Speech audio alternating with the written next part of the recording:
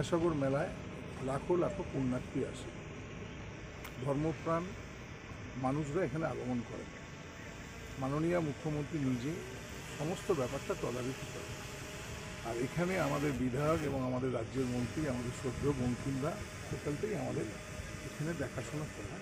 আমরা এলাম, PHE, PWD, অন্যান্য দপ্তরদের এখানে একটু বুঝলাম মেলার যাতে যে সমস্ত মানুষরা আসবেন, আগমন করবেন এই পুণ্যভূমিতে, তাদের যাতে কোনো অসুবিধা না হয়, সমস্ত দিক থেকে মাননীয় মুখ্যমন্ত্রীর নির্দেশ মানুষের যাতে কোনো অসুবিধা না হয় তার জন্য আমরা সমস্ত রকমের ব্যবস্থা নিচ্ছি জেলা প্রশাসন, রাজ্য প্রশাসন তরফ থেকে।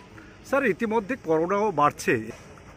দেখুন, আমরা মানুষের জন্য কাজ করছি, মাননীয় মুখ্যমন্ত্রী মানুষের জন্য কাজ করছে, সমস্ত রকমের নিয়ম বিধি মেনে আমরা সমস্ত কিছুটাই করি যাতে মানুষের কোনো অসুবিধা না হয়।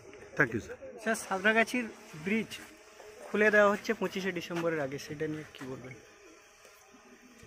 25-এ নয়, 23 আগামীকাল সকাল থেকে সাঁতরাগাছি ব্রিজ মানুষের জন্যে মাননীয় মুখ্যমন্ত্রীর নির্দেশক্রমে, সামনে বড়দিন, নতুন ইংরাজি বছর, তার প্রাক্কালে মানুষের যাতে অসুবিধা না হয় সেটা মুখ্যমন্ত্রীর নির্দেশ ছিল। মাননীয় মুখ্যমন্ত্রী সেই নির্দেশক্রমে আমরা 1.5 মাস সময় নিয়েছিলাম, কিন্তু 1 মাসের মধ্যেই আমাদের ইঞ্জিনিয়াররা এবং শ্রমিকরা তারা প্রাণপাত পরিশ্রম করে মানুষের জন্য সাঁতরাগাছি ব্রিজ আগামীকাল সকাল 6টা থেকে খুলে।